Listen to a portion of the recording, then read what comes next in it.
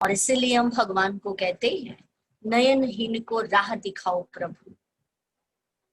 तो इस समय आकर परमात्मा हमें सच्चा ज्ञान का तीसरा नेत्र देते हैं।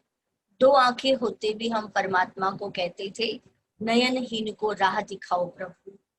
तो इस समय परमात्मा ज्ञान का तीसरा नेत्र से हमें सच्ची मुक्ति, जीवन मुक्ति की राह दिखा रहे हैं।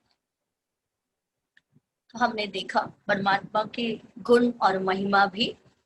परमात्मा शिव ज्ञान के सागर, शांति के सागर, आनंद के सागर, सुख के सागर है, जो सभी से ऊंचे ते ऊंचे है। अर्थात परमात्मा शिव जो मनुष्य आत्माओं से भी ऊंचते ऊंच, देवी देवताओं से भी ऊंच, साधु महात्माएं जो भी हैं, सभी का पिता, सभी से ऊंचते ऊंच परमात्मा जो निराकार है और जो इस सृष्टि के निवासी नहीं है, इस सृष्टि पर नहीं रहते, वो कहीं और रहते हैं, कहीं और से आते हैं। तो परमात्मा शिव ही हमारे सर्व संबंधी हैं, माता पिता, बंधु, सखा, शिक्षक, साजन, जो संबंध जोड़ना चाहे हम उनके साथ जोड़ सकते हैं। ये भी हमने देखा कि परमात्मा शिव ज्योति बिंदु स्वरूप है। अभी हम देखें, जैसे ही हम शिव के बारे में सुनते हैं तो हमको शंकर की याद आती है।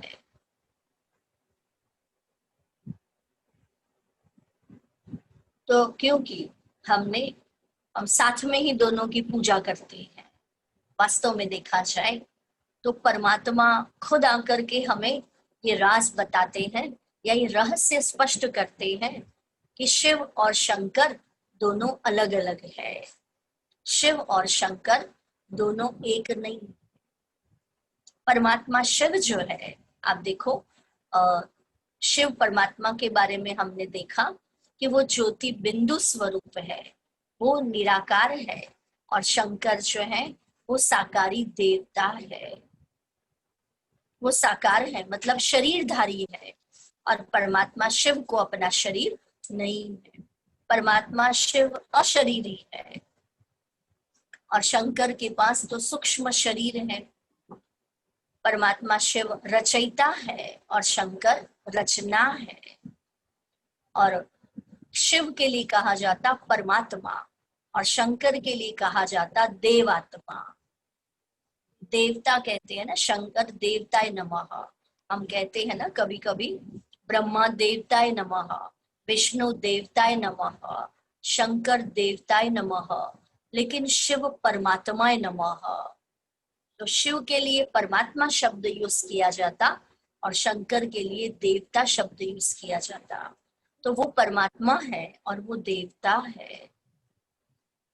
या परमात्मा शिव का अर्थ हमने देखा कल्याणकारी, और शंकर के लिए कहते ब्रह्मा द्वारा स्थापना, विष्णु द्वारा पालना और शंकर द्वारा विनाश। तो शंकर जो है वो विनाशकारी दिखाया गया है और शिव को योगेश्वर कहते, शंकर को योगी कहते हैं।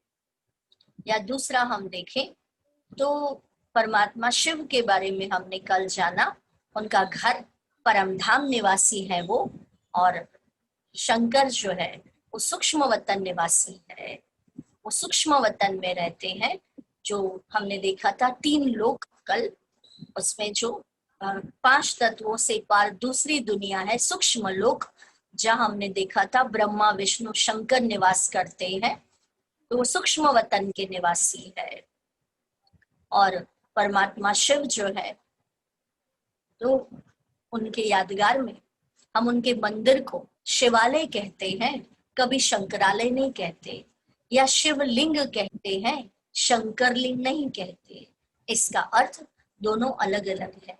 अगर दोनों एक ही होते तो कभी हम शिवलिंग कहते, कभी शंकर लिंग कहते, कभी शिवरात्रि कहते, कभी शंकर रात्रि कहते। क्या फर्क पड़ता? कोई फर्क नहीं पड़ता, दोनों एक ही है ना। लेकिन हम शिवलिंग कहते हैं, शंकर लिंग नहीं कहते, शिवरात्रि कहते हैं, या उसके मंदिर को शिवालय कहते हैं, शंकरालय नहीं कहते। तो वास्तव में परमात्मा शिव अलग है और शंकर अलग है। हमने, है ना, ये भी देखा हुआ है कि देवी देवताओं ने भी, शंकर ने भी शिव की आराधना की, शिव की पूजा किया। तपस्या में जब बैठते थे शंकर भी, तो ओम नमः शिवाय का जाप जपते थे। तो ओम नमः शिवाय माना उनसे भी ऊंचा कोई है, और वो है निराकार शिव परमात्मा। तो हमने देखा कि शिव और शंकर दोनों अलग अलग है।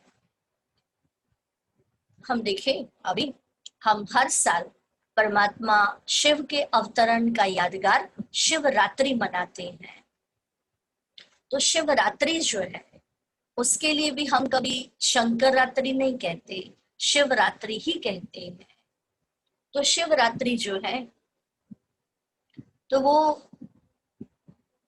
हर साल हम मनाते हैं, लेकिन क्यों मनाते हैं ये हम नहीं जानते, किस लिए मनाई जाती है। शिवरात्रि पर हम व्रत भी रखते हैं, उपवास भी करते हैं, लेकिन वास्तव में देखा जाए तो शिव परमात्मा इस कलयुग की अज्ञान की अंधियारी रात में आते हैं। रात माना कौन सी रात, है ना, शिवरात्रि हम मनाते हैं तो वो एक रात की बात नहीं है, एक रात को जागरण किया या एक रात की बात नहीं है, लेकिन ये कलयुगी घोर अज्ञान अंधेरी रात है। आप देखो, आज हम देखें अगर, तो चारों तरफ अज्ञान ही अज्ञान है। हम अपने आप को नहीं जानते, अपने पिता परमात्मा को नहीं पहचानते, या इस सृष्टि चक्र के बारे में नहीं जानते कि ये दुनिया का चक्र कितना समय चलने वाला है। इसमें एक्टिंग कर रहे हैं, लेकिन ये हमारा ड्रामा जो है, हमारा खेल जो है कितने समय का है यही हमको नहीं पता। तो कहने का भाव कि हम हमारे जन्मों के बारे में नहीं जानते, बहुत कुछ नहीं जानते। तो जैसे अज्ञान अंधियारा हरेक के मन में छाया हुआ है, तो इस कलयुग के अज्ञान अंधियारी रात में परमात्मा शिव यहाँ इस धरती पर, इस पृथ्वी पर अवतरण करते हैं, आते हैं, और इसी का यादगार हम शिवरात्रि मनाते हैं। और शिवरात्रि ही मनाई जाती, शिव दिवस क्यों नहीं, है ना। अगर आप देखो किसी का जन्म रात को भी हुआ होता है ना, रात को 2 बजे कोई बच्चे का जन्म होता है, 1 बजे होता है, 3 बजे होता है, लेकिन हम उसका जन्म दिन मनाते हैं, कभी जन्म रात नहीं मनाते, है ना। बर्थडे की पार्टी रखते हैं, बर्थ नाइट की पार्टी नहीं होती है। बाहर जो ग्रीटिंग्स मिलते हैं वो बर्थडे के मिलते हैं, बर्थ नाइट के ग्रीटिंग्स नहीं मिलते। तो कहने का भाव कि वास्तव में शिवरात्रि मनाते हम, तो इस कलयुगी घोर अंधियारी पाप की रात्रि, अज्ञान की रात्रि है आज, चारों तरफ अज्ञान का अंधेरा है। तो परमात्मा शिव ज्ञान के प्रकाश से, ज्ञान और राजयोग के माध्यम से जो हमारे अंदर बुराइयां है, 5 विकार जो है, काम, क्रोध, लोभ, मोह और अभिमान, ये जो बड़े बड़े असुर हैं, इन असुरों का संहार करते हैं। असुर माना कोई बड़े बड़े दांतों वाले और बड़े बड़े सिंग वाले असुर की बात नहीं है, क्योंकि हमने कहानियों में और चित्रों में वही देखा हुआ है, वही सुना हुआ है। असुर अर्थात जो हमारे अंदर बुराइयां हैं, काम, क्रोध, लोभ, मोह, अभिमान, नफरत, ईर्ष्या, राग, द्वेष, घृणा की भावना, तो यही बुराइयों का विनाश कराते हैं। और इसीलिए हम शिवरात्रि मनाते हैं। शिवरात्रि में हम व्रत रखते हैं। तो व्रत माना हमें ये व्रत नहीं, भोजन नहीं करना, एक दिन खाना नहीं खाना, वो तो कोई भी कर सकता है, लेकिन हमें व्रत लेना है परमात्मा को याद करने का, कि हम सारा दिन आज परमात्मा की स्मृति में रहेंगे। उपवास है ना, तो उपवास माना भी सच्चा उपवास कौन सा? तो सच्चा उपवास अर्थात हमें उप माना समीप और वास माना नजदीक, तो हमें परमात्मा की स्मृति में रहना है। माना परमात्मा जहाँ रहते हैं वहां पर अपनी बुद्धि को लगा के रखना है ऊपर परम धाम में। तो ये सच्चा उपवास हमें करना है। और जागरण, तो अज्ञान नींद से हमें जागना है, ये सच्चा सच्चा जागरण है। तो इस समय परमात्मा अगर हमें सच्चा ज्ञान देकर अज्ञान नींद से जगाते हैं, तो अज्ञान नींद से जागना और रोज परमात्मा की बातें, परमात्मा का ज्ञान सुनते रहना, यही सच्चा जागरण है। परमात्मा का ज्ञान परमात्मा ने हमें जगाया, ज्ञान दिया, तो हमें है ना दूसरों को भी जगाना है, अर्थात दूसरों को भी ये ज्ञान देना है और जाग करके फिर सोना नहीं है, अर्थात ये ज्ञान रोज लेते रहना है परमात्मा से। रोज ये ज्ञान की बातें सुनते रहना है, तभी हमारे अंदर से ये बुराइयां खत्म होगी, नहीं तो ये बुराइयां खत्म नहीं होगी। तो इस समय का यादगार है शिवरात्रि, कि हमने देखा कल कि परमात्मा शिव इस समय 1936 में इस धरती पर अवतरण करते हैं, इस धरती पर आते हैं, इसीलिए हम शिवरात्रि मनाते हैं। शिवरात्रि का पर्व बहुत महत्वपूर्ण है, क्योंकि परमात्मा आकर हम मनुष्य आत्माओं को मुक्ति, जीवन मुक्ति, गति सदगति की राह दिखाते हैं। इसी समय आध्यात्मिक ज्ञान दे करके हमारे अंदर से असुर बुराइयों को खत्म करते हैं और सद्गुणों को भरते हैं और हमें मनुष्य से देवता बनने के लायक बनाते हैं। तो यहाँ के यादगार है ये शिवरात्रि। दूसरा हम देखें परमात्मा शिव, हमने देखा आपको बताया था कल कि प्रजापिता ब्रह्मा के तन में परमात्मा कैसे अवतरण करते हैं, कैसे आते हैं। तो वास्तव में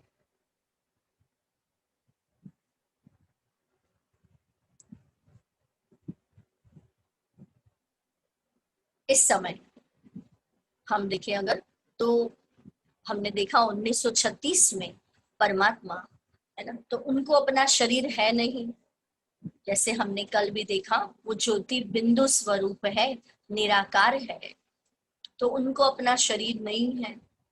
तो वो अपना शरीर माना ज्ञान सुनाने के लिए उनको कोई आधार तो चाहिए,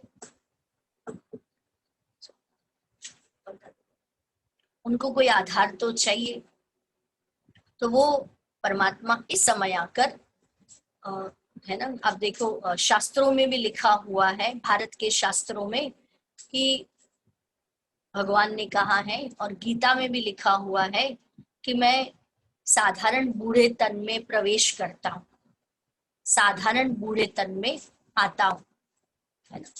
तो इस समय परमात्मा जो है विशेष, है ना, प्रजापिता ब्रह्मा त्रिमूर्ति का चित्र, तो ब्रह्मा के तन में प्रवेश करते हैं। आप देख रहे हैं चित्र में कि कैसे प्रजापिता ब्रह्मा दिखाया हुआ है, क्योंकि परमात्मा शिव अपना कर्तव्य करने के लिए इनके तन में प्रवेश करते हैं। आप देखो, और इसीलिए परमात्मा शिव को त्रिमूर्ति कहा गया है। त्रिमूर्ति शिव कहते हैं, ब्रह्मा विष्णु शंकर के रचयिता हैं। ब्रह्मा विष्णु शंकर उनकी रचना है। ब्रह्मा द्वारा नई सृष्टि की स्थापना कराते हैं, विष्णु द्वारा नई सृष्टि की पालना कराते हैं और शंकर द्वारा इस पुरानी कलयुगी सृष्टि का विनाश कराते हैं। तो इस समय आकर परमात्मा प्रजापिता ब्रह्मा के तन में प्रवेश करके हमें सच्चा ज्ञान देते हैं, और या अभी हम मनुष्य आत्माओं का उद्धार करते हैं, दुखों से छुड़ाकर सुख और शांति देते हैं। ये 3 कर्तव्य परमात्मा करते हैं, जहां तक परमात्मा के कर्तव्य की बात आती है, तो हमने सुना हुआ है कि कहते हैं भगवान क्या करते हैं, तो कोई कहता है सूरज डूबता है तो भी उसकी इच्छा से, और सूरज निकलता है तो भी उसकी इच्छा से। या कोई कहता है हम पाप करते हैं या पुण्य करते हैं, सब उसकी इच्छा से होता, जन्म या मृत्यु भी उसकी इच्छा से होता, दिन और रात भी उसकी इच्छा से। लेकिन ऐसा नहीं है, परमात्मा ये छोटे मोटे काम नहीं करता। आजकल हम देखते हैं, साइंस भी कहती है कि हमें सुख और दुख तो अपने कर्मों से मिलता है, जैसा हम कर्म करेंगे वैसा मिलेगा। और या पत्ता पत्ता भगवान हिलाते हैं, नहीं। तो फिर परमात्मा क्या कर्तव्य करते हैं? परमात्मा इस समय आकर ये 3 कर्तव्य करते हैं। ब्रह्मा द्वारा स्थापना, विष्णु द्वारा पालना और शंकर द्वारा विनाश का कर्तव्य कराते हैं। तो अभी ही ये परमात्मा के 3 कर्तव्य, इसीलिए उनको गॉड कहा जाता है, जीओडी गॉड, जनरेटर, ऑपरेटर और डिस्ट्रॉयर। तो ये हमने देखा, परमात्मा इस समय आकर ब्रह्मा के तन में प्रवेश करते हैं, ब्रह्मा के माध्यम से हमें ये ज्ञान सुनाते हैं, ये ज्ञान दे रहे हैं, और फिर हमें मनुष्य से देवता बनाते हैं, और उस देवताई सृष्टि में विष्णु द्वारा पालना होगी और शंकर द्वारा विनाश का कर्तव्य। तो अभी हम देखें राजयोग के बारे में। राजयोग जो है, राजयोग के बारे में, राजयोग जहां पर योग शब्द आता है, तो योग शब्द से हमने आजकल देखा हुआ है या सुना हुआ है बहुत, कि योग, आज के युग में योग शब्द को शब्द का अर्थ जो है वो शारीरिक अर्थ ले लिया गया है। अर्थात जैसे शारीरिक क्रियाएं, प्राणायाम, ध्यान आदि के लिए होने लगा है, परंतु उसका यथार्थ अर्थ क्या है?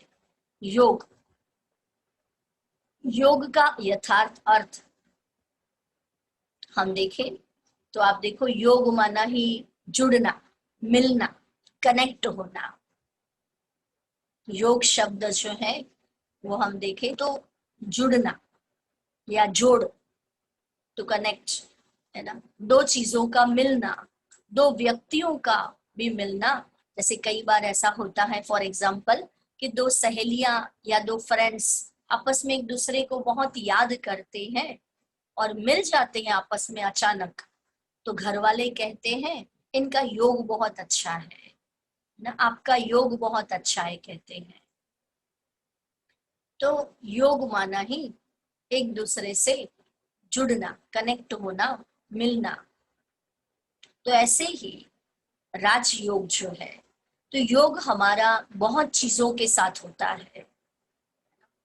योग जो है व्यक्ति के साथ भी होता है, व्यक्ति का धन के साथ भी योग होता है, व्यक्ति का चीज वस्तुओं के साथ भी योग होता है। जिस चीज वस्तु को हम बार बार याद करते हैं तो उसके साथ हमारा योग है। तो योग जो है वो हमारा बहुत वस्तुओं के साथ हो सकता है, हमारे संबंधियों के साथ भी हमारा योग हो सकता है। लेकिन ये योग जो है, ये योग जो हम देखने जा रहे हैं, ये योग व्यक्ति के साथ, किसी वस्तु के साथ या धन के साथ या वैभव के साथ नहीं है। ये योग जो है, इसका नाम ही है राजयोग। तो राजयोग जो है आत्मा का योग डायरेक्ट परमात्मा के साथ है, और इसीलिए इसको राजयोग कहा गया। जो परम शक्ति है, परम हस्ती है, उसके साथ ये योग है, और इसलिए इसको राजयोग कहा गया। योग जो है वो अनेक प्रकार के होते हैं, है ना। आप देखो, योग जो है ज्ञान योग भी है, हमारे पास ज्ञान है, हम शास्त्रों का ज्ञान वगैरह पढ़ते हैं तो ज्ञान योग कहा जाता। मंत्र वगैरह जपते हैं तो मंत्र योग कहा जाता। भक्ति करते हैं परमात्मा की तो भक्ति योग कहा जाता। या कर्म करते हम परमात्मा को याद करते हैं या कर्म को याद करते हैं तो कर्म योग कहा जाता। और एक होता है हठ योग। तो योग अनेक प्रकार के होते हैं। तो ये है राजयोग, सभी योगों का राजा है, इसलिए इसको राजयोग कहा गया। सभी योगों में ऊंचा है, सभी योगों में श्रेष्ठ है, इसलिए इसको राजयोग कहा गया। क्योंकि ये योग जो है राजयोग, योगेश्वर परमात्मा स्वयं आकर सिखलाते हैं, इसलिए इसको राजयोग कहा गया। और राजयोग इसलिए भी इसको कहा गया कि इस योग से हम अपने कर्मेंद्रियों पर राज्य करना सीख जाते हैं, अपने ऊपर राज्य करना सीख जाते हैं। अर्थात अब देखो, योग से हम जो हमारी कर्मेंद्रियां हैं, स्थूल और सूक्ष्म कर्मेंद्रियां, स्थूल कर्मेंद्रियां माना ये हाथ, मुख, नाक, आंखें, कान, हाथ, पैर, और सूक्ष्म कर्मेंद्रियां मन, बुद्धि और संस्कार। हमने पहले दिन देखा था आत्मा की 3 सूक्ष्म है शक्तियां, मन, बुद्धि और संस्कार। तो हम मन बुद्धि पर कंट्रोल करना सीख जाते हैं, मन बुद्धि को चलाना सीख जाते हैं और शासन करना सीख जाते हैं, एक कंप्लीट पर्सनालिटी बन जाते हैं राजयोग से। तो राजयोग जो है वो हमने सुना हुआ है, गीता में भी राजयोग का वर्णन है। गीता में भी भगवान ने राजयोग सिखाया है। तो वही राजयोग हम देखें अगर, तो राजयोग माना ही एक छोटा सा एग्जांपल लेवे अगर हम, तो जिस प्रकार एक मोबाइल के अंदर समझो, एक मोबाइल के अंदर आजकल सब फैसिलिटीज आती है, सब कुछ यूज कर सकते हैं फैसिलिटीज। आप घर बैठे भी है ना सुन सकते हैं, देख सकते हैं, दूर वालों से भी देख सकते हैं, बात कर सकते हैं, बहुत सारी फैसिलिटीज आती हैं आजकल। पर यदि मोबाइल डिस्चार्ज हो जाए या बैटरी लो हो जाए तो सारी फैसिलिटीज को हम यूज नहीं कर सकते, वो सारी फैसिलिटीज को हम यूज नहीं कर सकते हैं। तो बस वैसे ही आत्मा की बैटरी भी अभी डिस्चार्ज हो गई है। अर्थात हम देखें तो आत्मा की बैटरी डिस्चार्ज होने के कारण जन्म लेते लेते और बुराइयों के वश होते होते, पाप और पुण्य में आते आते कमजोर हो गई है। और इसीलिए आज हम देखते हैं गुस्सा, चिड़चिड़ापन, ईर्ष्या, नफरत आदि सब आ जाता है, हमारे कर्म में आ जाता है। तो जैसे मोबाइल को चार्ज करने के लिए अगर बैटरी डिस्चार्ज हो जाती है तो हम देखते हैं कि वो बिप बिप आवाज करती है, आपको वो नोटिफिकेशन आता है कि आपकी बैटरी लो है, मोबाइल की बैटरी लो है, उसको चार्ज करो। तो ऐसे ही काम, क्रोध, लोभ, मोह, अभिमान, तो जो भी हमारी बुराइयां हैं, तो राजयोग हमें जैसे एक बैटरी का चार्जर का काम करता है, जिससे हम अपना कनेक्शन परमात्मा से जोड़ सकते हैं। तो इन बुराइयों का विनाश करने के लिए, इन बुराइयों को खत्म करने के लिए हमें राजयोग एक माध्यम है, एक चार्जर है परमात्मा पावर हाउस के साथ अपनी बैटरी को चार्ज करने का। तो अपनी बैटरी, आत्मा की बैटरी जो है वो चार्ज करने के लिए हमें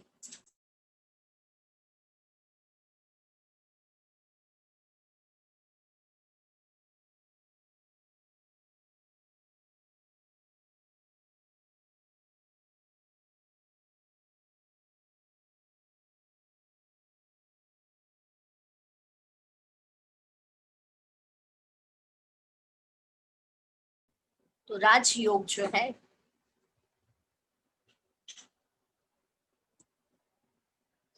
वो एक माध्यम है परमात्मा को याद करने का, परमात्मा से शक्तियां लेने का और फिर से अपनी बैटरी को चार्ज करने का। तो राजयोग का अर्थ जो है, आप देखो, राजयोग माना ही परमात्मा पावर हाउस के साथ हमें जोड़ना है अपने आप को। आज हम देखते हैं विज्ञान में जो बहुत ही पावरफुल एनर्जी है, बहुत ही पावरफुल एनर्जी है साइंस में, वो है बिजली, लाइट की एनर्जी। यदि एक दिन भी अगर लाइट चली जाए, हमारे घर में बिजली चली जाए, तो हमारे सारे काम बंद हो जाते हैं। टीवी नहीं चलेगा, कंप्यूटर नहीं चलेगा, mixer, fridge, lift, train, washing machine, सब कुछ बंद हो जाएगा, है ना, क्योंकि ये सब बिजली से चलते हैं। तो ये इलेक्ट्रोमैग्नेटिक वेव्स है, इसलिए हम दूर बैठे भी व्यक्ति से या कंप्यूटर के माध्यम से संपर्क साध सकते हैं। इसी प्रकार परमात्मा जो अति सूक्ष्म ज्योति बिंदु स्वरूप है, जो लाइट हाउस है, invisible light house, might house और पावर हाउस है, तो उनके साथ मन की तार को जोड़ने के लिए हमें राजयोग के माध्यम से हम परमात्मा से किरणें ले सकते हैं, शक्तियां ले सकते हैं। तो राजयोग का हम सरल शब्दों में अर्थ देखें तो बहुत सिंपल अर्थ है उसका, याद। याद हम सारे दिन में बहुतों को करते हैं, अनेकों को याद करते हैं ना।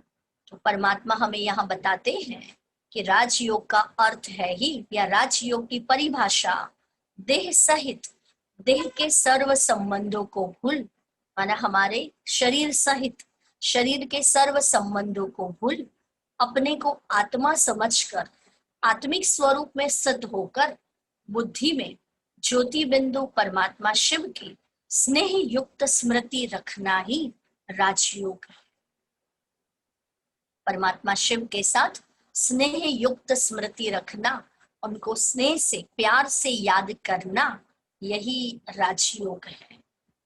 तो जैसे कहा कि सिंपल शब्द है योग, तो क्योंकि याद तो हम बहुतों को करते हैं, है ना, मन से हम कितनों को याद करते हैं, किसी को भी याद करते हैं तो उनके साथ हम जुट जाते हैं। अब देखो, मन का स्वाभाविक गुण है सोचना, याद करना। जैसे सारे दिन में हम बहुतों को याद कर लेते हैं, तो उनके साथ हमारा योग है। जैसे जीवन में कई व्यक्ति या वस्तुओं को हम याद करते हैं, हमारी यादें जो है वो परिवर्तन होती रहती है, संबंध बदलते रहते हैं। तो आप देखो, समझो, बचपन से लेकर के हम अनेकों को याद करते रहते हैं। बचपन में हम अपने फ्रेंड्स को याद करते हैं। छोटा बच्चा होता है तो माँ को याद करता है, फिर माँ को भूलकर फ्रेंड्स को याद करता है, फिर फ्रेंड्स को भूलकर जब बड़ा होता है तो पढ़ाई को याद करता है। ऐसे हम अनेकों को याद करते रहते हैं। और फिर बाद धीरे धीरे पढ़ाई के बाद माना डिग्री मिलती है, जॉब मिल जाती है तो उसकी याद आती, फिर शादी होती तो बच्चों की याद आती। तो याद बहुत प्रकार की होती है। तो ऐसे ही यहाँ हमें परमात्मा को याद करना है। तो जहाँ परमात्मा की याद की बात आती है, भगवान को याद करना, तो जहाँ भगवान को याद करना है तो भगवान को याद करते हैं, कोई डर से याद करता है, कोई दुख में याद करता है, कोई परिस्थिति आती है, कोई नुकसान हो जाता है या कोई बीमारी आती है तब हम भगवान को याद करते हैं, या कोई नुकसान हो जाता है तब हम भगवान को याद करते हैं। तो परमात्मा में मन लगाने के लिए हमने प्रयत्न तो बहुत किए, लेकिन फिर भी भगवान में मन नहीं लगा। तो भगवान में मन क्यों नहीं लगा? परमात्मा में मन न लगने के कारण क्या? 3 कारण है उसके कि भगवान में मन क्यों नहीं लगा हमारा। कोशिश तो बहुत किया है ना, लेकिन मन अभी तक लगता नहीं है। सबसे पहली बात, हम स्वयं को नहीं पहचानते, खुद को नहीं जानते, तो भगवान में मन लगेगा कैसे? चांद तक पहुंच गया है इंसान, सब कुछ जानते हैं हम, सारी इंफॉर्मेशन है हमारे पास, साइंस की भी इंफॉर्मेशन है, आकाश की भी है, पृथ्वी की भी है, सब कुछ मालूम है, लेकिन अपने आप को ही नहीं जानते। मैं कौन हूँ और मैं कहाँ से आई हूँ और मुझे कहाँ जाना है। वो तो अभी हमने देखा परसों कि मैं ज्योति बिंदु स्वरूप आत्मा हूँ। मैं आत्मा इस सृष्टि रंगमंच पर एक्टर हूँ, अभी हमने जाना। बाकी तब तक तो हम स्वयं को नहीं पहचानते थे। मैं ये शरीर नहीं हूँ, मैं आत्मा हूँ। हम स्वयं को शरीर ही मानते थे, शरीर का नाम रूप देश काल वही याद रहता था। अभी हमने समझा कि हम आत्मा है। दूसरा, परमात्मा में मन इसलिए भी नहीं लगा क्योंकि हम परमात्मा के यथार्थ परिचय को नहीं जानते थे। अनेकों को भगवान कह दिया था, अनेकों को भगवान समझ लिया था, लेकिन जो सत्य में परमात्मा है उसी को नहीं जानते। जो सत्य में एक परमात्मा है उसी को नहीं पहचानते। तो वो सत्य परमात्मा का परिचय भी हमने कल लिया है ना, कि वो निराकार ज्योति बिंदु स्वरूप परम पिता परमात्मा शिव है उनका नाम। ये भी हमने जाना, जो सभी देवी देवताओं से भी ऊंच, सभी से ऊंचते ऊंच है, निराकार शिव परमात्मा। तीसरी बात, हम परमात्मा में मन तो लगाना चाहते हैं, लेकिन जिस विधि से हम परमात्मा को याद करते थे वो विधि गलत विधि थी। अर्थात माला जपना, मंत्र जपना, मंत्र करना, पूजा पाठ करना, यज्ञ जप तप करना, ये सब कुछ करते हुए भी फिर भी भगवान में मन नहीं लगा। क्योंकि कहते हैं ना, जैसे कबीर का दोहा मुझे याद आता, कर का मन का फेरत युग भया, पर फिरे ना मन का फेर। मन का फेर माना ना, अब इसका अर्थ होता है कि हाथ से तो हमने माला वगैरह बहुत कुछ किया, लेकिन मन जो है वो कहीं और होता है ना। हम है ना भगवान को याद करने बैठते हैं जब, तो हाथों में माला वगैरह होती है, तो हाथ से हम याद कर लेते, लेकिन मन जो है वो कहीं और जाता रहता है। मन बुद्धि कहीं और होता है, और इसलिए भगवान में मन नहीं लगा। क्योंकि आप जैसे देखो, फॉर एग्जाम्पल हम भगवान को याद कर रहे होते हैं, है ना, और समझो कि कोई घर की बेल बजती है, तो कहते हैं है ना, एक तरफ पूजा के रूम में बैठे हैं पूजा करने के लिए, और पूजा करते करते है ना, या आरती करते कहते बेल बजा, जरा दरवाजा खोलना ना, या फोन की घंटी बजी, फोन उठा लेना ना। तो मन हमारा कहाँ है? मन तो भगवान के पास गया ही नहीं, मन तो यहाँ ही भटक रहा है। हाथ से हम माला फेर रहे हैं, लेकिन मन तो यहाँ ही है। तो और हमने दुख में सिमरन किया ना, सुख में सिमरन नहीं किया, इसलिए भी भगवान में मन नहीं लगा, क्योंकि हमने स्थूल साधनों के द्वारा भगवान को याद किया। अभी हमें परमात्मा को याद करना है अपने विचारों के माध्यम से। स्थूल सूक्ष्म मन जो है हमारा सूक्ष्म है, तो परमात्मा भी सूक्ष्म है, दिखाई नहीं देते। परमात्मा शिव भी दिखाई नहीं देते, जैसे आत्मा दिखाई नहीं देती वैसे परमात्मा भी इन आंखों से दिखाई नहीं देते, और मन भी हमारा सूक्ष्म है। तो उस मन के विचारों के माध्यम से हमें परमात्मा के पास पहुंचना है। तो उसके लिए राजयोग के आधार 4 आधार है। आप देखो, हम किसी को भी याद करना हो तो 4 बातों के आधार पर किसी को याद करते हैं। कोई भी व्यक्ति को भी हमें याद करना हो तो 4 बातें हैं उसका आधार, अर्थात परिचय, संबंध, स्नेह और प्राप्ति। तो हमें किसी का परिचय होगा तो ही हम उसको याद करते हैं, बिना परिचय के हम किसी को याद नहीं करते, है ना।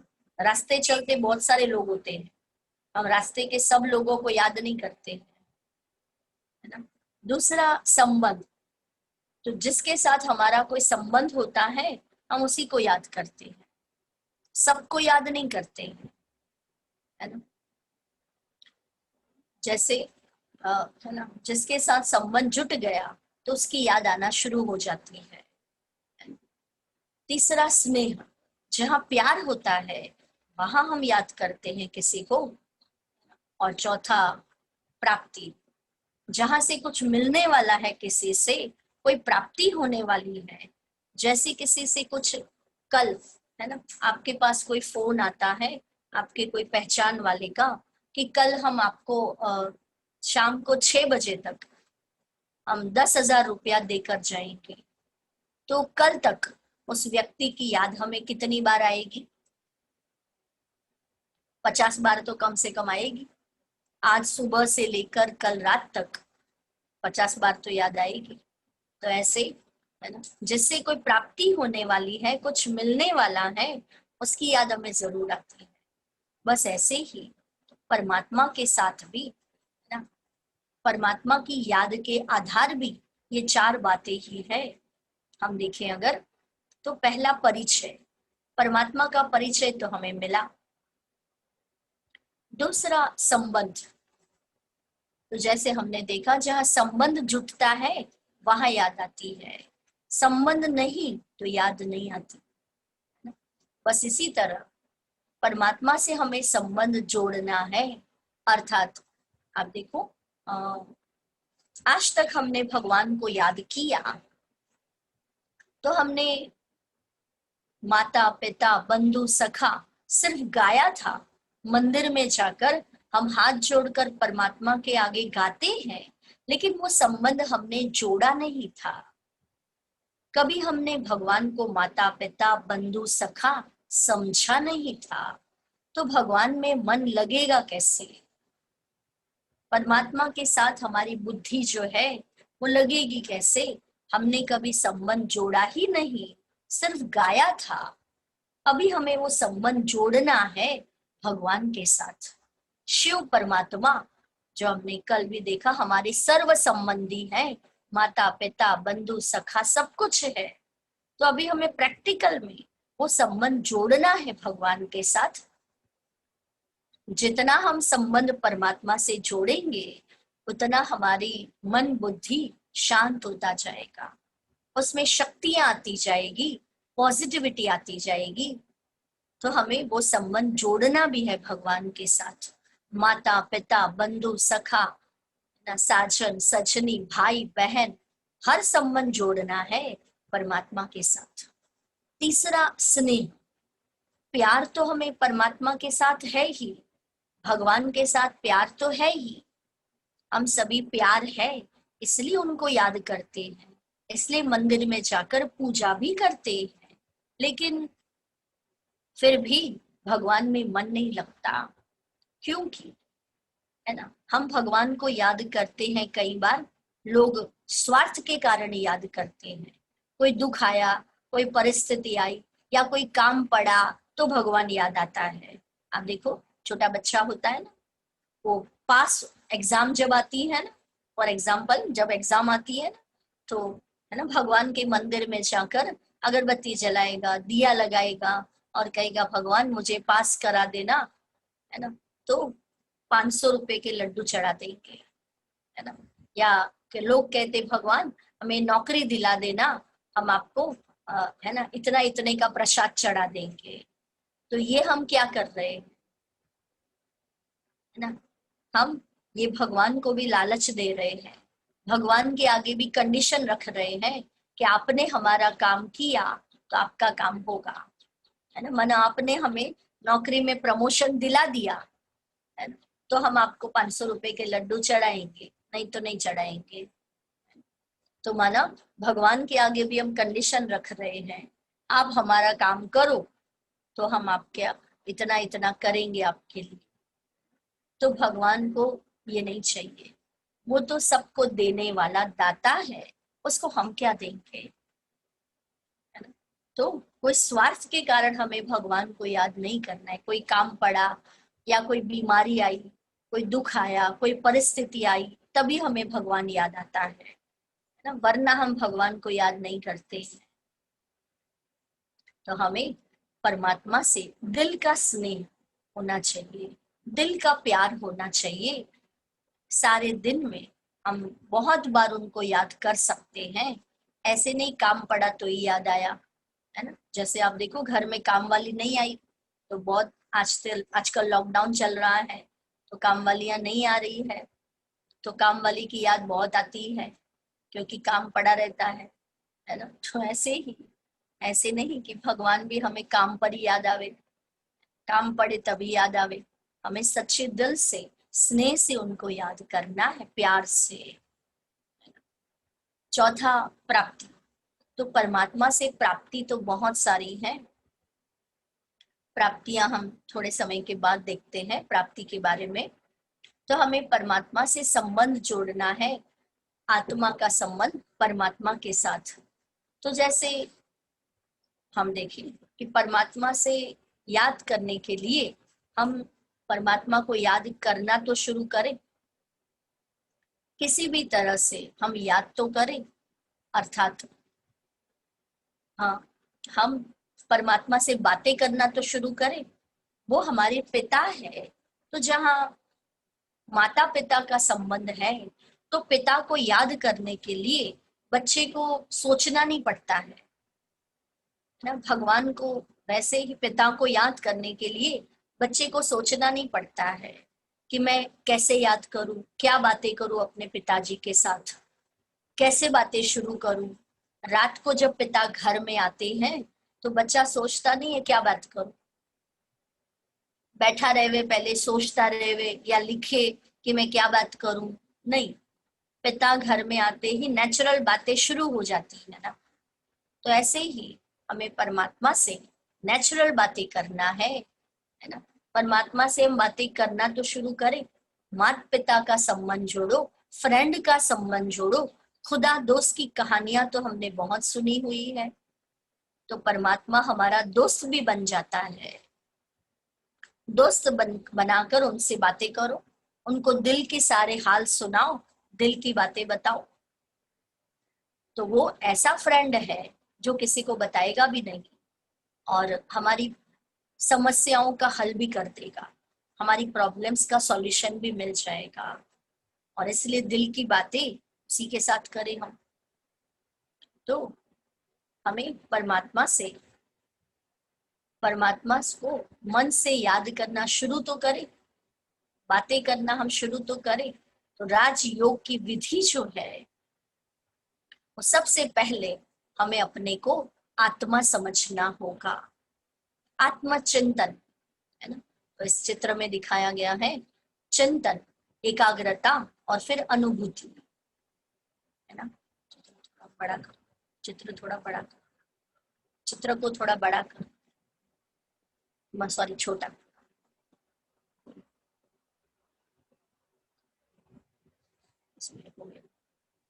तो राजयोग की विधि जो है ना, सबसे पहले हमें आत्मचिंतन और परमात्मा चिंतन करना है, फिर मन को एकाग्र करना है परमात्मा के पास, और फिर परमात्मा से अनुभूति करना है, शांति की अनुभूति, परमात्मा के प्यार की अनुभूति, सुख की अनुभूति, खुशी की अनुभूति, वो अनुभूति करना है हमें। तो उसके लिए चाहिए चिंतन।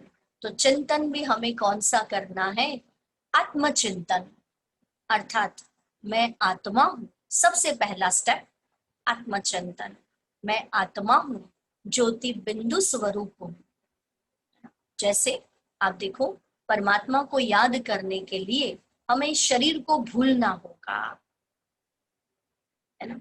इस शरीर रूपी गाड़ी को भूलना होगा, क्योंकि हम शरीर को लेकर के याद करने जाएं और परमात्मा तो निराकार है, उनके पास शरीर है ही नहीं, और इसीलिए हमें इस शरीर को भूलना होगा, अपने को आत्मा समझना होगा सिर्फ, क्योंकि ये शरीर तो विनाशी है। तो आत्मा समझकर आत्मिक स्मृति में रहना होगा, इस शरीर और शरीर के संबंधों को भुलाना होगा। आत्मिक स्मृति में उनको याद करेंगे तो हमारा मन उसमें लगेगा, नहीं तो मन परमात्मा में नहीं लग सकता, है ना। और इसलिए सबसे पहला स्टेप आत्मा का चिंतन, ये शरीर भूल जाए। दूसरा, क्योंकि आप देखो जैसे फॉर एग्जाम्पल अगर हम लेवे तो इलेक्ट्रिसिटी की दो तार होती है, दो वायर होती है, जो दो वायर होती है उस पे रबर का कोटिंग होता है। तो वो रबर कोटिंग जो है, अगर हमें उसमें से बिजली पास करनी है, करंट पास करना है, तो दो वायर को जोड़ना पड़ता है, और दो वायर को ज्वाइन करके उसके ऊपर का जो रबर कोटिंग है वो निकालना पड़ता है ना। रबर कोटिंग हरा, पीला, लाल बहुत कलर का आता है, तो उसका रबर ऊपर का निकालना पड़ता है, तो ही वो दोनों वायर ज्वाइन कर सकेंगे, तार ज्वाइन कर सकेंगे, और उसमें से फिर बिजली पास हो सकेगी। तो ऐसे ही इस शरीर जो है हमारा रबर कोटिंग है, इस शरीर रूपी रबर को हमें भूलना होगा, तब हम परमात्मा के साथ अपने मन की तार को जोड़ सकेंगे। दूसरा, आप देखो जैसे पहले ऐसे किया जाता था कि जब बैटरी को चार्ज करना होता था तो कार में से बैटरी को बाहर निकाला जाता था, तभी ही बैटरी चार्ज हो सकती थी, और फिर वापस चार्ज होने के बाद बैटरी को अंदर ले लिया जाता था कार के अंदर। तो ऐसे ही हमें भी आत्मा रूपी बैटरी को चार्ज करना है, तो इस शरीर रूपी गाड़ी से इसको बाहर निकालना होगा, अर्थात इसको भूलना होगा शरीर को, और हमें अपने को आत्मा समझना होगा। जितना हम अपने को आत्मा समझेंगे बार बार, सारे दिन में भी हम ये कोशिश करेंगे हम आत्मचिंतन में हम रहें, तो जितनी बार हम अपने को आत्मा समझेंगे तब परमात्मा में मन को लगा सकेंगे। दूसरा, परमात्मा के गुणों का चिंतन, परमात्मा के एहसान और गुणों का चिंतन, उनके एहसानों को याद करें तो भी उसमें मन एकाग्र हो जाएगा। परमात्मा से कभी भी, है ना, हम शिकायत ना करें, किसी के अवगुणों का चिंतन ना करें, है ना। हम जब ज्यादातर भगवान को याद करने बैठते हैं तो क्या करते हैं, आप देखो हम भगवान को याद करते हैं तो हमारी परिस्थितियों के बारे में सुनाते हैं, या किसी की शिकायत करते हैं, या हम डिमांड करते हैं भगवान के आगे, हमको ये चाहिए, गाड़ी, मोटर, बंगला चाहिए, ये मनोकामना पूरी हो जाए, ये चाहिए, ऐसा चाहिए। तो हम डिमांड की लंबी लिस्ट होती है ना। मंदिर में जाते ही हमारी बहुत लंबी लिस्ट होती है, तो हम भगवान से मांगे नहीं, कहा जाता है मांगने से मरना भला, तो भगवान से भी क्यों मांगे ना, हम उनके बच्चे हैं, वो हमारा पिता है। तो बच्चा जो है बार बार पिता के पास मांगता नहीं है, पिता को मालूम है बच्चे को क्या देना है और कैसे देना है। बस ऐसे ही परमात्मा भी हमें दे देंगे, हम प्यार से उसको याद करें, तो उनके एहसानों और उनके उपकारों को याद करें, तो जो हमें चाहिए वो तो मुझे दे ही देंगे, लेकिन जो नहीं चाहिए था वो भी वो दे देंगे, वो भी हमें मिल जाएगा। तो इसलिए परमात्मा के गुणों का, उनके एहसानों का, जो उन्होंने हमें दिया है उसका हम एहसान माने, है ना। हमें खाना पीना, इतना अच्छा शरीर, सब कुछ दिया है, हाथ, मुख, नाक, पैर सब कुछ दिया है, वो भी अच्छा दिया हुआ है। कईयों के पास तो वो भी नहीं, हमारे पास रहने के लिए घर तो है, मकान तो है, कईयों के पास वो भी नहीं। हमें 2 वक्त की रोटी तो अच्छी तरह से मिल जाती है, अच्छी तरह से खाना मिल जाता है और ही अच्छा अच्छा खाते हैं हम, है ना। लेकिन कईयों के पास तो वो भी नहीं, 2 वक्त की रोटी भी नसीब नहीं होती। 1 वक्त की रोटी के लिए भी बहुत सोचना पड़ता है, बहुत मेहनत करनी पड़ती है। तो हमें जो भगवान ने दिया है उसका हम एहसान माने, जो नहीं दिया है उसको हम याद ना करें। जो दिया है वो तो हम एहसान माने, तब भगवान में मन लग सकेगा कि जब हम किसी की शिकायत ना करें, उनके अवगुणों का चिंतन ना करें और डिमांड ना करें, उनके एहसानों और उपकारों को याद करें हम, तो तब मन उसमें एकाग्र हो सकेगा।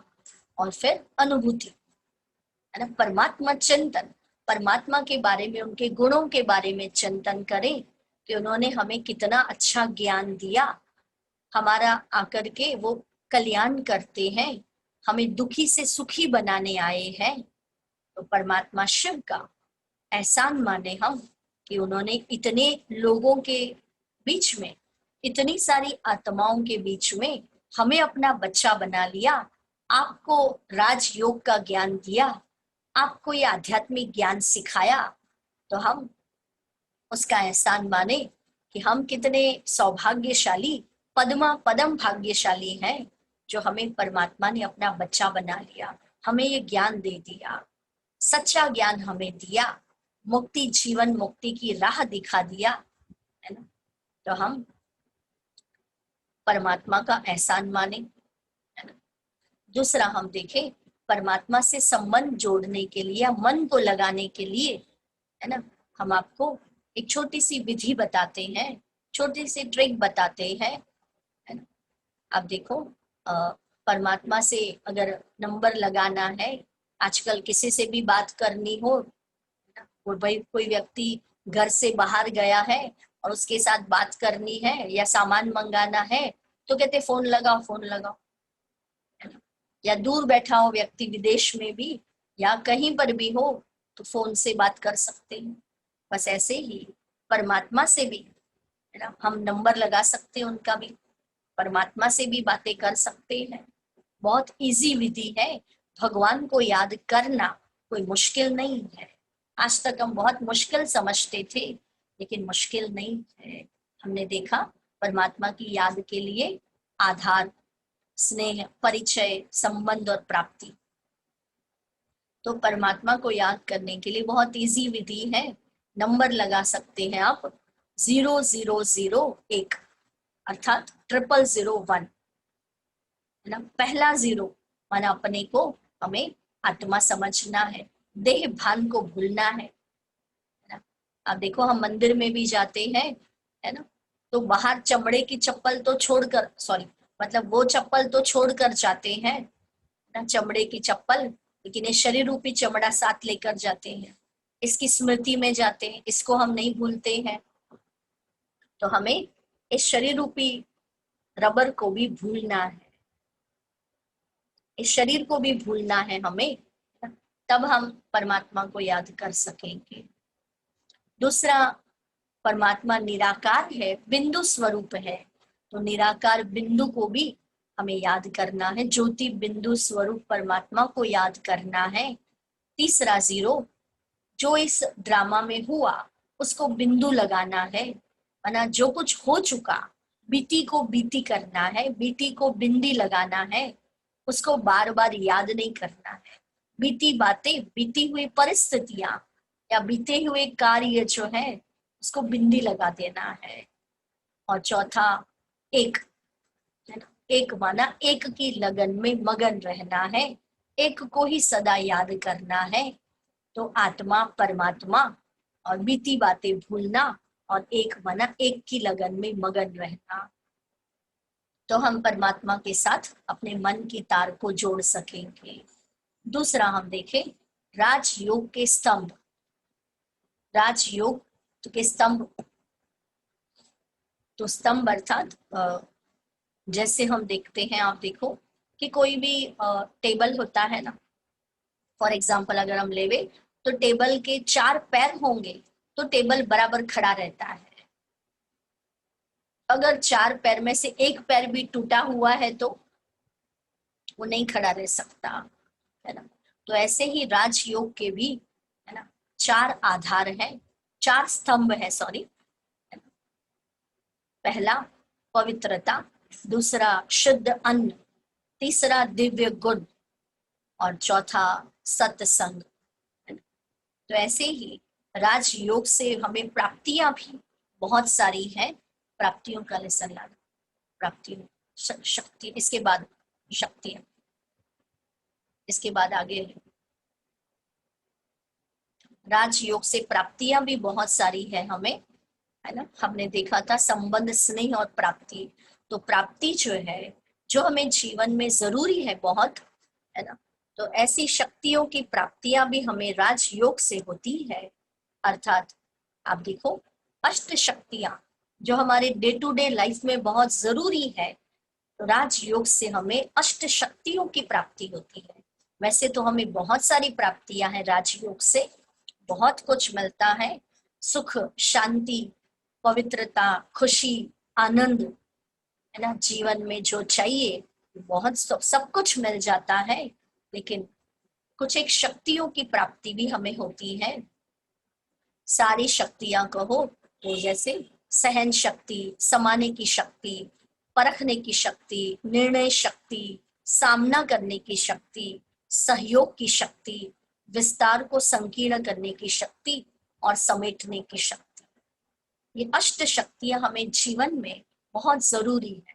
जैसे चित्र में दिखाया है कि राजयोग से ही हमें शक्तियां मिलती है। चित्र में दिखाया है सहन शक्ति, बच्चा पेड़ को पत्थर मारता है, पेड़ उसको सामने से पत्थर नहीं मारता और ये पेड़ उसको फल देता है ना। तो अपकारी पर भी उपकार करता है। तो ऐसे हमारे अंदर भी सहन शक्ति बहुत जरूरी है ना। किसी ने एक सुनाया तो हम 4 सुनाएंगे, ऐसा नहीं, है ना। सहन शक्ति भी हमारे अंदर चाहिए। तो हमें राजयोग से सहन करने की शक्ति भी आती है। जो भी आज हम देखते हैं, जो भी बड़े बड़े या महान आत्माएं होकर गए, सब ने सहन किया है, तभी वो महान बने हैं, है ना। तो कहा जाता सहन करेंगे तो सहनशाह बनेंगे। तो हमें सहन भी जीवन में करना होता है कई बातों में। तो राजयोग से सहन शक्ति आती। दूसरे चित्र में दिखाया गया है समाने की शक्ति। सागर होता है ना, सब नदियों का पानी अपने अंदर समा लेता है। तो ऐसे हमें भी समाने की शक्ति, बातों को, परिस्थितियों को समाने की शक्ति हमारे अंदर राजयोग से आती है। तीसरा परखने की शक्ति। अब देखो, जौहरी होता है ना, वो परखता है ना, हीरा सच्चा है या झूठा है। सोना आप लेकर जाओ और कहो ये सोना है, वो नहीं मानेगा, वो पहले परखेगा आपने सच्चा लाया है कि झूठा, है ना। तो परखने की शक्ति। तो इसी प्रकार क्या सही और क्या गलत, है ना, वो हमें परखने की शक्ति भी राजयोग से आती है। चौथा निर्णय करने की शक्ति। क्या उचित क्या अनुचित, वो भी हमें निर्णय करने की शक्ति राजयोग से आती है। अर्थात, है ना, हर परिस्थिति में हम सही निर्णय ले सके, डिसीजन पावर। क्योंकि राजयोग से हमारी एकाग्रता की शक्ति बढ़ती है और एकाग्रता की शक्ति से निर्णय शक्ति बढ़ जाती है। पांचवा है सामना करने की शक्ति, परिस्थितियों का सामना करने की शक्ति, है ना। जैसे चित्र में दिखाया गया है, आप देख सकते हैं, किसी नजदीक के संबंधी की मृत्यु हो जाती है, तो उस परिस्थिति का सामना, वैसी परिस्थिति का सामना करने की शक्ति भी हमारे अंदर राजयोग से, परमात्मा की याद से आती जाती है। छठी है सहयोग की शक्ति। चित्र में दिखाया गया है कि जब गोवर्धन पर्वत उठाने के लिए सबने एक एक अंगुली का सहयोग दिया था, तो हमें आपस में एक दूसरे को भी हर कार्य में सहयोग देना है। तो सहयोग की शक्ति से हम एक दूसरे के मददगार बन सकते हैं और उसके कारण ही फिर जो परमात्मा ये कलयुगी संसार है उसको बदलकर सतयुगी दुनिया भारत में ला रहे हैं। तो सतयुगी दुनिया में हम जा सकेंगे, आपस में परमात्मा के मददगार बनेंगे, सहयोगी बनेंगे, तो सहयोग की शक्ति से हम उस नई सृष्टि की स्थापना में मददगार बन सकते हैं। आगे है विस्तार को संकीर्ण करने की शक्ति। चित्र में दिखाया गया है कछुआ।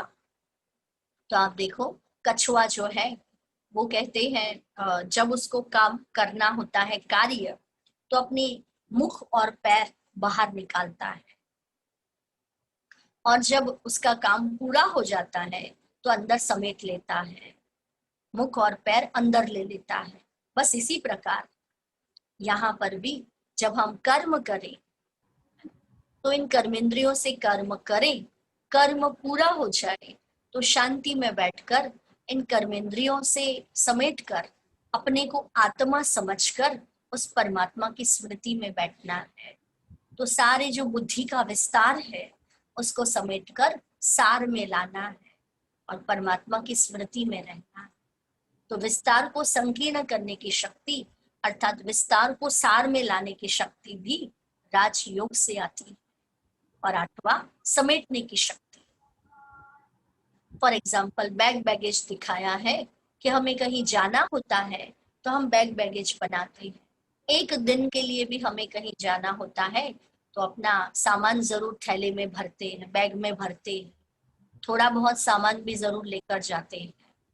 तो ऐसे ही हमें अपनी बुद्धि को समेटना है, बुद्धि का चारों तरफ जो विस्तार किया हुआ है उसको समेटकर एक परमात्मा में अपनी बुद्धि को लगाना है ना। तो समेटने की शक्ति भी हमारे अंदर राजयोग से आती जाती है। तो जितना हम राजयोग का अभ्यास करते हैं उतना हमें अष्ट शक्तियों की प्राप्ति होती जाती है, अष्ट शक्तियां हमारे अंदर आती जाती है। और इसलिए आप देखो, देवियों को अष्टभुजाधारी दिखाते हैं क्योंकि उनके पास 8 हाथ दिखाए जाते हैं। देवियों को, देवी देवताओं को 8 हाथ दिखाते हैं। अभी 8 हाथ भला किसी को कैसे हो सकते हैं? तो अर्थात 8 हाथ माना अष्ट शक्तियों का यादगार है। भुजा को, हाथ को शक्ति कहा जाता है ना, भुजा को शक्ति माना जाता है। तो अष्ट शक्तियों का यादगार है कि उन्होंने परमात्मा की याद से अष्ट शक्तियों को प्राप्त किया हुआ है। उसकी निशानी 8 हाथ दिखाए गए हैं। नहीं तो भला एक व्यक्ति को 8 हाथ कैसे हो सकते हैं, है ना? 4 हाथ, 8 हाथ कैसे हो सकते हैं? 8 हाथ है तो फिर 8 पैर भी होने चाहिए। 2 हाथ वाले को 2 पैर है तो 8 हाथ वाले को 8 पैर होने चाहिए, लेकिन ऐसा नहीं दिखाया जाता। अष्ट हाथ माना अष्ट भुजाएं, अष्ट शक्तियों का यादगार है। परमात्मा शिव से उन्होंने अष्ट शक्तियां प्राप्त की हुई है, इसलिए शिव शक्ति कहा जाता है देवियों को। शिव से शक्तियां ली हुई है उन्होंने। तो राजयोग से हमें शक्तियां प्राप्त होती। अभी हम देखें लास्ट, राजयोग के स्तंभ अर्थात हमने अभी देखा 4 बातें। ब्रह्मचर्य, दूसरा शुद्ध अन्न, तीसरा दिव्य गुण और चौथा सत्संग। तो हमें जीवन में ब्रह्मचर्य को भी अपनाना होगा। हम राजयोग परमात्मा को याद करने बैठ जाते हैं तो ब्रह्मचर्य भी अर्थात पवित्र जीवन हमें अपनाना होगा, तब हम भगवान को याद कर सकेंगे। कहा जाता पवित्र बनो, योगी बनो। तो जीवन में पवित्रता होगी, मन में पवित्रता होगी, तब हम परमात्मा को याद कर सकेंगे। दूसरा शुद्ध अन्न। तो जहां पर अन्न की बात आती है तो कहा जाता जैसा अन्न वैसा मन, जैसा अन्न वैसा मन। तो अन्न भी है ना हमारा शुद्ध अर्थात हम जितना हो सके है ना, हम शुद्ध अन्न अर्थात सात्विक भोजन लेवे, सात्विक भोजन खाएं, अर्थात परमात्मा की याद में बनाया हुआ भोजन हम लेवे। तो जितना हमारा भोजन में सात्विकता होगी उतना हमारा भोजन शक्तिशाली होगा। तो मन और तन दोनों शक्तिशाली हो जाएगा। अर्थात जितना हो सके सात्विक मानव, अब देखो हम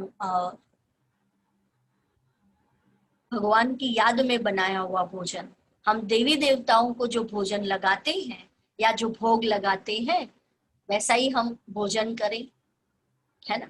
अब देखो देवी देवताओं को हम कभी प्याज लहसुन वाला भोजन नहीं लगाते, भोग नहीं लगाते, तो वैसा ही हम भी, है ना, वैसा ही भोजन करें, शुद्ध भोजन, तो परमात्मा की याद आना सहज हो जाएगा। क्योंकि हमारा जैसा विचार होंगे वैसा हमारा, जैसा भोजन होगा वैसा हमारा मन बन जाएगा। और तीसरा दिव्य गुण, तो हमें जीवन में जैसा लक्ष्य है, राजयोग से हमें लक्ष्य मिलता है मनुष्य से देवता बनना, तो परमात्मा आकर हमें देवी देवता बनाते हैं, तो जैसा लक्ष्य है देवता बनना, तो दिव्य गुण भी वैसे ही होने चाहिए, लक्षण भी वैसे होने चाहिए, अंतर्मुखता, धैर्यता, सहनशीलता, पवित्रता, निर्भयता, तो वैसे दिव्य गुण भी होने चाहिए। तो जैसा लक्ष्य है वैसे लक्षण होंगे, तब हम जीवन में अपने लक्ष्य को प्राप्त कर सकेंगे। एक एक दिव्य गुण को हम धारण करने की कोशिश करें।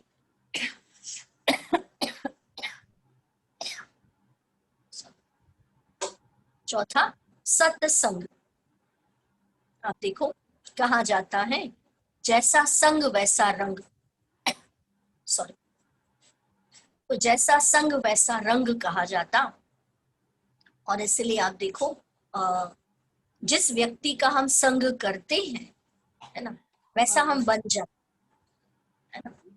आप अच्छे व्यक्ति का संग करो, कोई मंदिर में जाने वाला है, पूजा पाठ करने वाला है, या सत्संग में जाने वाला है, अच्छे व्यक्ति का संग करो तो आपके कर्म भी अच्छे बन जाते हैं, हमारे संस्कार भी अच्छे बन जाते हैं।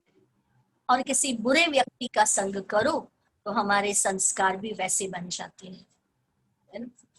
संग का असर बहुत जल्दी पड़ता है हमारे मन के ऊपर, है ना, हमारे कर्मों के ऊपर, हमारे व्यवहार के ऊपर, है ना। आज हम देखते हैं जैसे आज की युवा पीढ़ी जो है वो तो बहुत जल्दी संग का असर लग जाता है ना।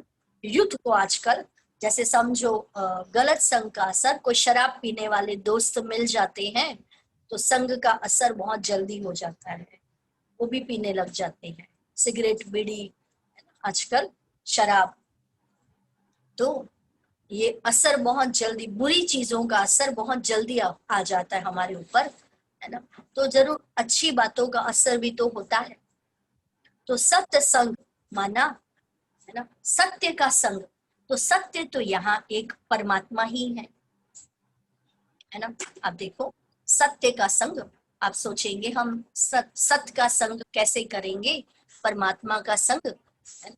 बाकी तो सब यहाँ झूठ है, कहा जाता झूठी माया, झूठी काया, झूठा सब संसार, तो बाकी तो सब कुछ यहाँ झूठ है। तो उस सत्य परमात्मा का संग कैसे करेंगे, तो सत्य परमात्मा का संग हम अपने परमात्मा के महावाक्यों से करेंगे, अर्थात, है ना, परमात्मा तो निराकार है, हमने देखा उनको तो अपना शरीर नहीं है, तो फिर परमात्मा का संग कैसे किया जाए, क्योंकि हम परमात्मा का संग करेंगे तो जैसा संग वैसा रंग, है ना, या कहा जाता सत्संग तारे और कुसंग डुबोए, है ना। उस सत्य परमात्मा का संग करेंगे तो हमारी जीवन नैया पार हो जाएगी, और इसीलिए हमें परमात्मा का संग करना है। उनको तो शरीर है नहीं जो हम उनके साथ साथ रहेंगे, जैसे व्यक्ति के साथ रहते हैं सदा, वैसे ही परमात्मा के साथ भी हम रह सकते हैं, है ना। उनके महावाक्यों का संग, अर्थात ईश्वरीय महावाक्यों के संग के द्वारा हम परमात्मा के साथ रह सकते हैं, उनका संग कर सकते हैं। तो वो ईश्वरीय महावाक्य जो है आध्यात्मिक भाषा में, या कहो इस ईश्वरीय विश्वविद्यालय में, ईश्वरीय महावाक्यों को मुरली कहा जाता है।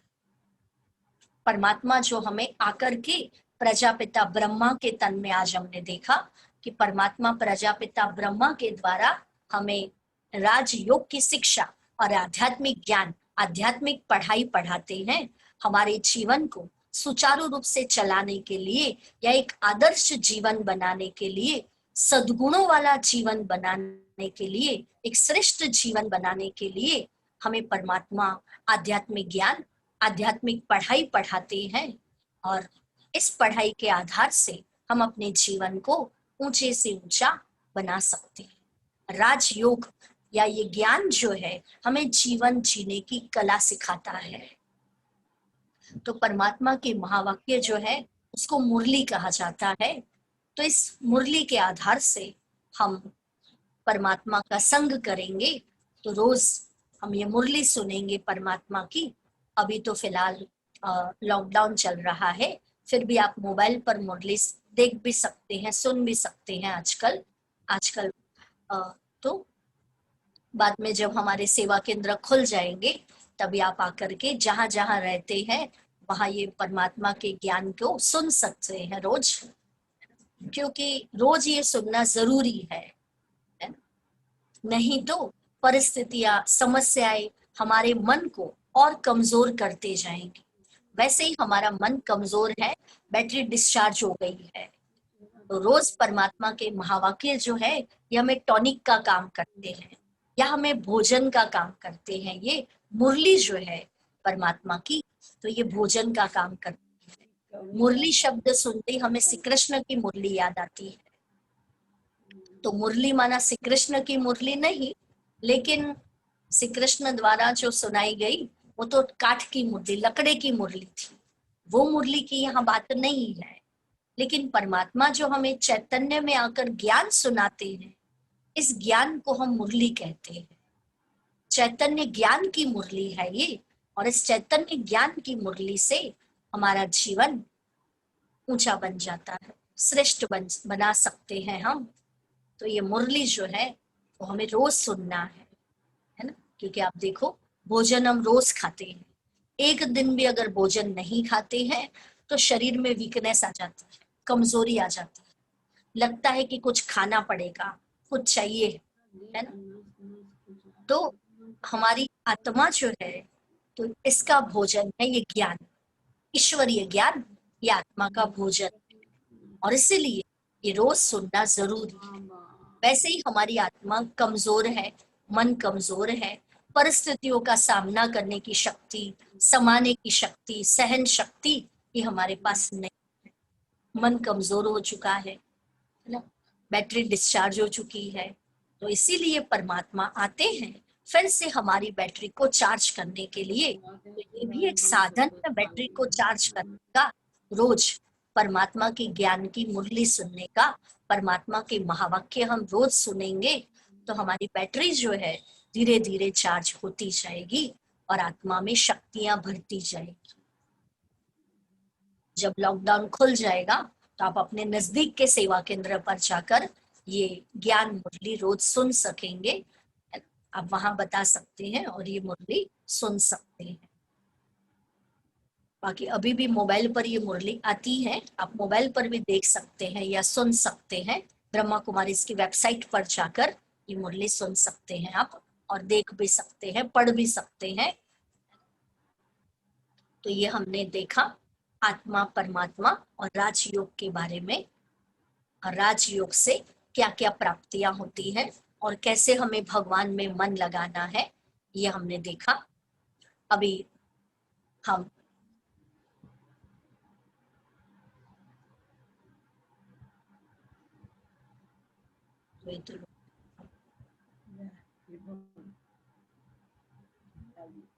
अभी आपको अगर कुछ प्रश्न है, आपको अगर कुछ प्रश्न है तो आप प्रश्न पूछ सकते हैं। म्यूट करना पड़ेगा कि अनम्यूट करना पड़ेगा?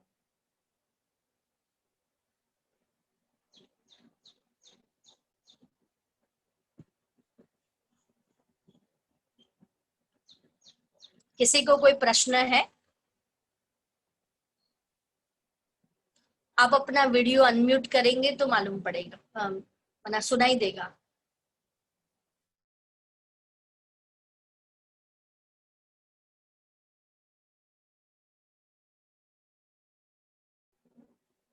किसी को कोई प्रश्न है?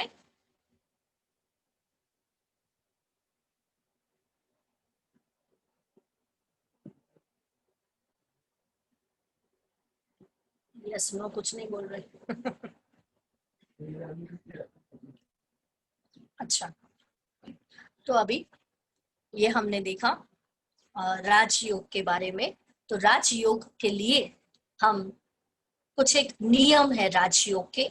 हम राजयोग के लिए जब परमात्मा को याद करने बैठते हैं, भगवान को याद करने बैठते हैं, तो सीधे बैठे और मन के विचारों को बंद करके बैठे। उन विचारों को कहो बाद में आना। और दूसरा, आंखें खुली रख करके बैठे हम, है ना। जब हम भगवान को याद करते हैं तो नेचुरली ज्यादातर ऐसा ही होता है, हमारी आंखें बंद हो जाती हैं। हम मंदिर में जाते ही आंखें बंद करके बैठते हैं। सॉरी, लेकिन आंखें बंद करने से आंखें बंद करने से बहुत सारे विचार आना शुरू हो जाते हैं मन में, है ना। मन बहुत जगह भटकता है। तो यहाँ हम मन को परमात्मा में लगाने जा रहे हैं, और इसीलिए मन को हमें समझाना होगा और मन को शांत करना है, मन को कंट्रोल करना है। तो मन के विचारों के माध्यम से हमें परमात्मा तक पहुंचना है, और इसीलिए हमें आंखें खुली रखनी होगी। क्योंकि जो चित्र हम देख रहे हैं परमात्मा का, तो जो हम देख रहे हैं वहां ही अपने मन को लगाना है। तो क्योंकि आंखें बंद करने से तो मन बहुत कुछ सोचने लग जाता है, बुद्धि बहुत जगह चली जाती है। और इसीलिए आंखें खोल करके हम भगवान को याद करें, है ना। क्योंकि अगर आप देखो, हम मंदिर में जाते हैं और हमारी आंखें बंद होती हैं, देवी देवताओं के सामने जाते ही हमारी आंखें बंद हो जाती हैं, और हम कहते हम दर्शन करने जाते हैं, है ना, दर्शन करने गए थे। तो देवी देवताओं की आंखें खुली थी और हमारी आंख तो बंद थी। तो दर्शन किसने किया, है ना। फॉर एग्जाम्पल, दर्शन किसने किया? वो तो देवी देवता ने। जो भगवान ने हमारा दर्शन किया, आपका दर्शन किया, आपने तो उसका दर्शन किया ही नहीं। तो इसलिए कहने का भाव कि हम आंखें खुली रख करके याद करें, है ना। क्योंकि मन जो है वो आंखें खुली रख करके भी कहीं भी जा सकता है ना।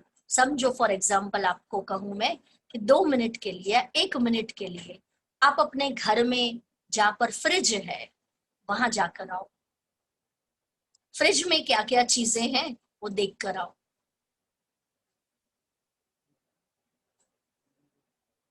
तो 1 मिनट में या 1 सेकेंड में ही हमारा मन वहां पहुंच जाता है। तो ऐसे ही हमारा मन, है ना, परमात्मा के पास क्यों नहीं पहुंच सकता है ना। कहीं भी जा सकता है तो परमात्मा के पास भी जा सकता है।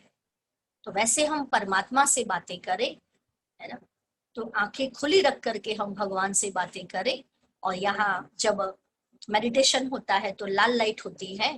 तो लाल लाइट इसीलिए लगाई जाती है ना कि हमें भगवान को याद करना है, तो अपने मन के सभी विचारों को बंद कर देना है। ये रेड सिग्नल है, जैसे जैसे रास्ते पर लाइट, सॉरी, व्हीकल्स जाते हैं, तो रेड लाइट माना ही सब सिग्नल, सब व्हीकल स्टॉप हो जाते हैं, रुक जाते हैं। यह हमारा घर जो है, शांति धाम परम धाम, जो हमने पहले दिन देखा, वो हमारा घर, वो भी लाल प्रकाश से प्रकाशित है, हमने देखा। तो वहां पर भी लाल सुनहरा प्रकाश है। तो वो घर की याद दिलाने के लिए भी जैसे लाल लाइट की जाती है, हमें लाल लाइट जो है वो परमात्मा तक पहुंचाने का माध्यम है। या गीत बजाया जाता है, जब लास्ट में हम मेडिटेशन में बैठते हैं तो गीत या म्यूजिक बजाया जाता है, तो वो भी हमें परमात्मा तक पहुंचाने का एक माध्यम है। तो इस प्रकार हमें आंखें खुली रख करके और हम सीधा बैठ करके 2 मिनट हम अभी राजयोग का अभ्यास करेंगे, मेडिटेशन का अभ्यास करेंगे। आपको जो बातें बताई जाती है उसको आप महसूस करने की कोशिश करेंगे, महसूस करेंगे उसको, और उसी का चिंतन करेंगे हम सभी। 2 मिनट अपने विचारों को बंद कर देंगे, शांत कर देंगे मन को।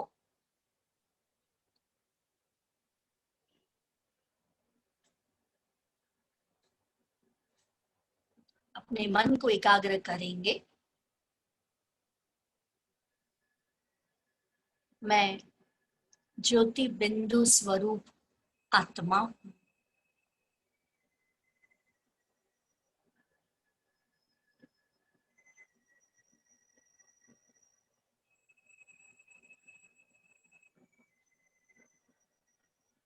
मैं आत्मा भृकुटी सिंहासन पर चमकता हुआ सितारा हूं।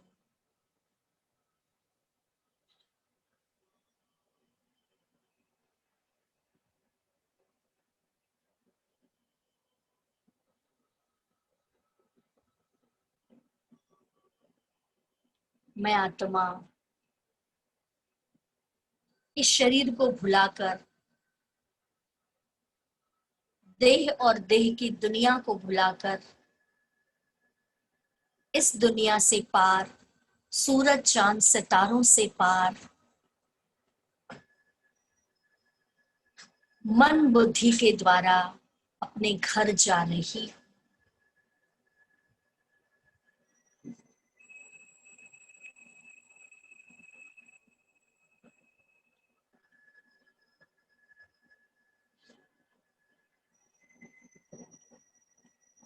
वहां मेरे पिता परमात्मा शिव विराजमान है।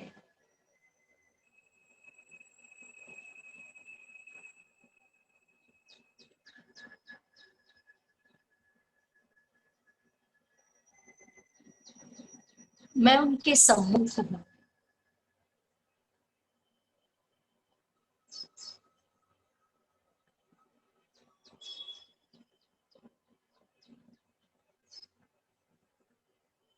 हे प्रभु पिता, आपका शुक्रिया।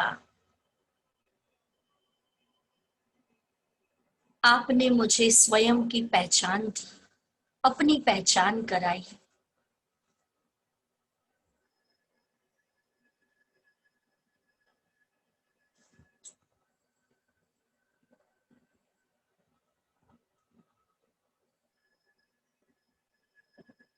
आपने मुझे मेरा असली स्वरूप या मेरे असली खजाने स्मृति में दिलाए। सुख, शांति, खुशी सब कुछ दे दिया।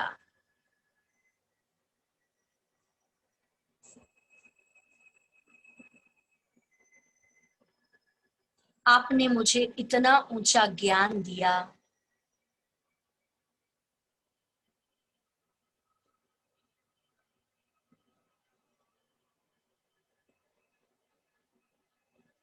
परमात्मा पिता से शक्तियां मेरे अंदर आती जा रही।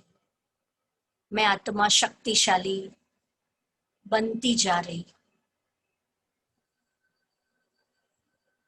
उनके शक्तियों की किरणें मेरी तरफ आ रही है।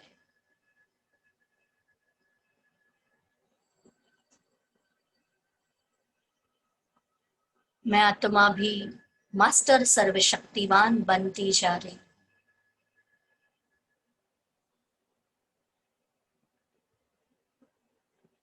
परमात्मा शिव शांति के सागर है।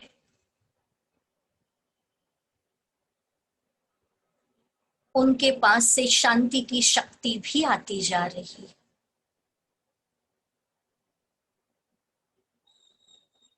और मैं आत्मा शांत स्वरूप बनती जा रही।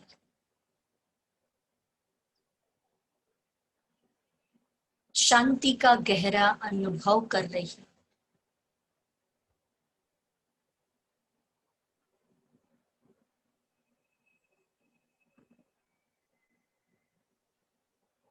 अभी हर कार्य परमात्मा की याद में करूंगी, शांति में रहकर करूंगी।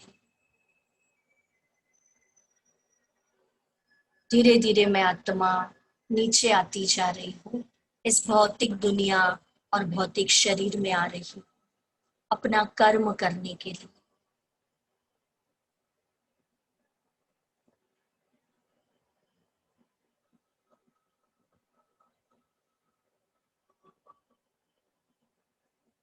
और अभी हर कार्य परमात्मा की याद में, आत्मिक स्मृति में रहकर शांति के साथ हर कार्य करूंगी या करूंगा। ओम शांति।